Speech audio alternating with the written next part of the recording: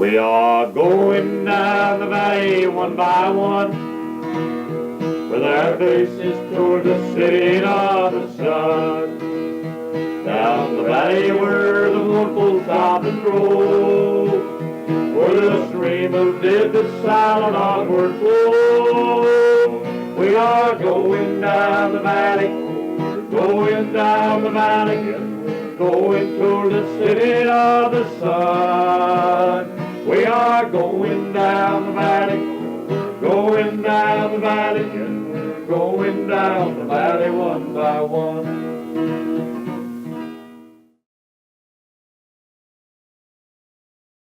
East Tennessee, a place known for its beautiful scenery. But it's also known for something else, its beautiful sound. The music of East Tennessee is very important to its culture and its people. But what exactly makes this music so important to East Tennessee? The best way to find out is by asking the musicians who create this music. But how did they get their start in all of this? Well, that's what we're going to find out by asking the actual musicians of East Tennessee. Some of these musicians have years and years of experience with the music of the area. My name is L.C. Jones, and I'm a 76-year-old. I've been in music probably 60 years, somewhere around 60 years, I guess. Just playing around on the back porches and around the people's houses, and probably been singing in churches all over the country and different places for maybe 35, 40 years. Some musicians have spent their whole lives exposed to the music of this area. Well, my name is Samuel Varga, and music really started out for me in my youngest of days. My mom put me in piano lessons when I was a child, and that carried me through to my teenage years. And then after that, I began progressing to new instruments, new styles, and it's really grown from there. There are even some musicians who are just now starting out who realize the importance of music in this area. My name is Joey Hurst, and I've been working with music for a little over a year. I had always been trying to get into music and finding out what I could do, but instruments were a little bit hard to handle. But when I figured out about the electronic aspect of music, I spent like a whole summer just learning about it and trying to get that under my belt, so that's when I've been starting to use it. Then there are those who teach others the importance of music in East Tennessee. My name is Daniel Boner, Daniel Boner. I direct bluegrass, old-time, and country music studies at East Tennessee State University. My initial interest in music probably goes back before I can remember. My mother likes to embarrass me by telling a story of when I was about 18 months old. I climbed into one of these console record players that my parents had, lifted up the lid, and turned on a George Jones record. So I've been listening to music my whole life. So what about this music keeps these musicians interested in what they do? Music for most people is just something to listen to, something for background noise. But for me, music, it isn't just music, it's something deeper. You can hear a note or a chord or that one song that speaks to a different side of you, even a deeper part. And it connects people like nothing else can, really. It's just the idea of creating something, just the idea of you just mold something together and it just slowly becomes this big transitional thing that like it's only exists because you've made it. That's like enough inspiration for me to just keep working with it, seeing what else I can learn. Music is an awful big part of your life. If it can keep you calm down, and it even I believe it can make you think different. People, you can kind of tell a person by what type of music he likes. Where he's easy to fly off the handle or get in something or would do something, or almost a thief or different. So, where does this music take people? You might be surprised at the variety of people these musicians have met and the places they have been. Music's has been what has connected me to most of the people I know today. As soon as you have that connection, as with music or with any art form, you have that connection with people, even if you don't know who they are.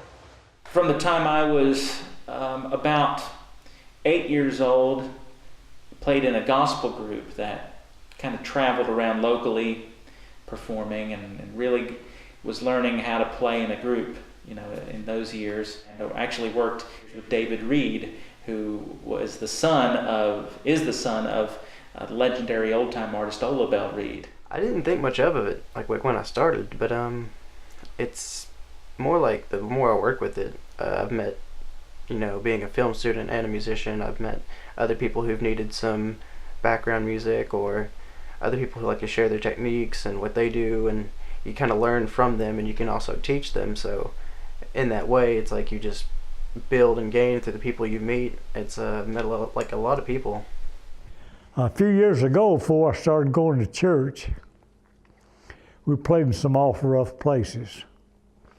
Played in a few old nightclubs and things where you didn't know where you was going to get out of there or not, because they was rough people. They wasn't the kind of people that you want to go back and elaborate on or really know. But it's been a lot of good. Since I've been going to church the last 35 years, met a lot of good gospel groups, and they're good people. Performing and sharing this music is very important to these musicians. Precious memory, how they linger, how they ever was my soul,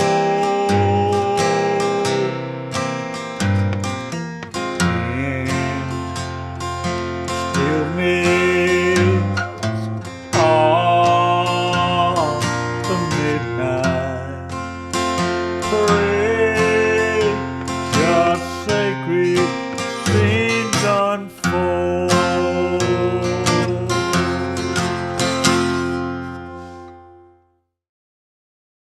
And now, these musicians give advice to anyone who's interested in learning more about music or studying music in the near future. If you want to do it, then I'd say give it your best and just try.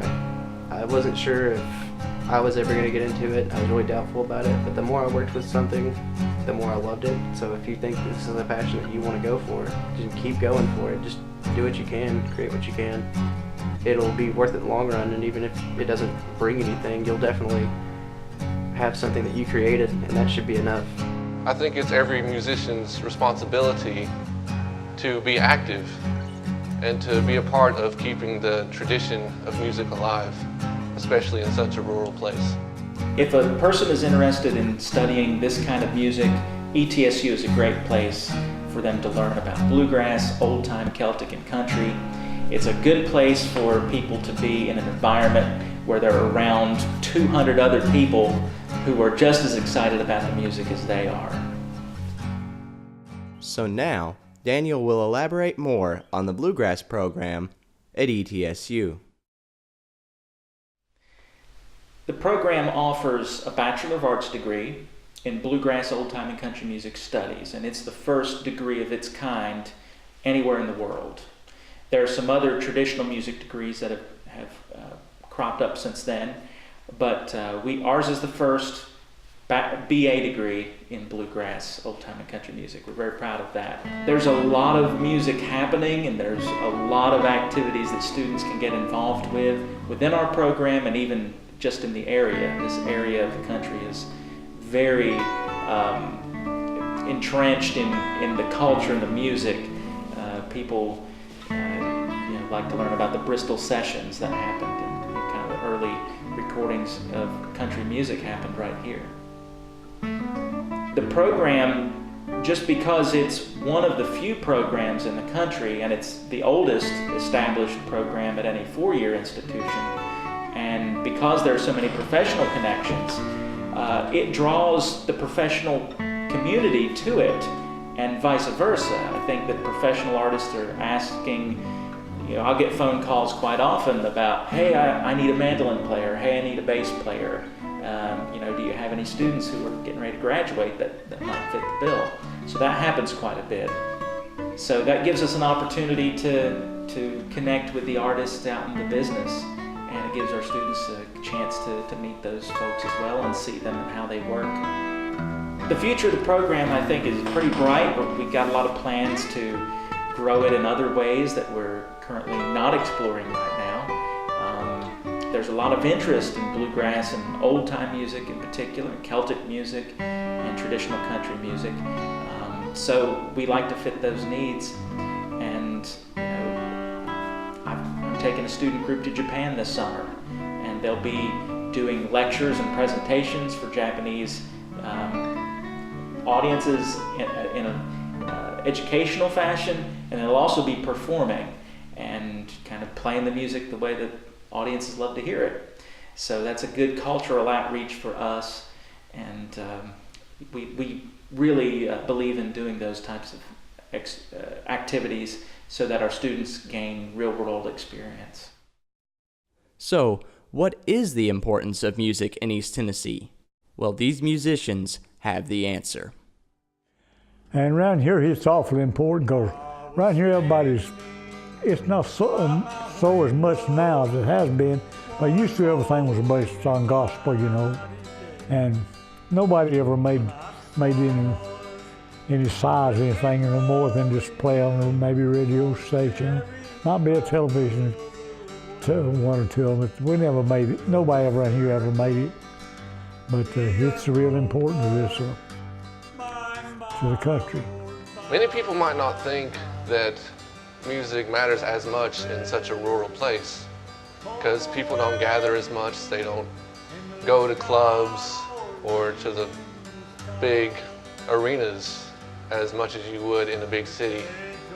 But really, music is what ties a place like this together.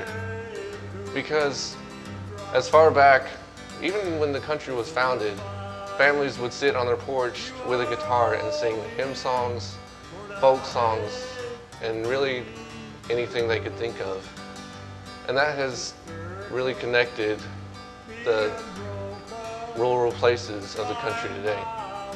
Well, it's kind of surprising to think that there's so many diverse genres of music in this area. You think it might just, if you're not from here, you might think it's just all banjos and country music, but there's rock artists, there's techno artists, you have hip hop artists, all kinds of just diverse people creating what they like. It's very important to the people here. Appalachia has had a lot of musical influences from the outside. There's a ballad tradition that came over, in colonial America came over from England and Scotland and the British Isles and made its way through New England, in some cases down to Appalachia, southern Appalachia. There's a blues influence from Mississippi on the music of this area. There's a Memphis blues influence. There's also the great influence of gospel music and Protestant, religions that are in this region have influenced the music. There's shape note singing and a cappella singing and singing by lining out that tradition, which started in New England and it's now here, and it still exists in some rural places, kind of the way it developed. So it's something that the people of this area are proud of, and it's something that's unique to this area and something that should be celebrated. So in the end, the music of East Tennessee has a large cultural impact and brings its people together. However, if you expand outside of East Tennessee, you'll realize that music has this kind of influence everywhere.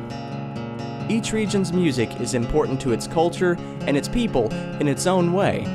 So in the end, this music is what brings the people of East Tennessee together. Oh, they They tell me of a home for beyond the sky. Oh, they tell me of a home far away. Oh, they tell me of a home where no storm clouds rise. Oh,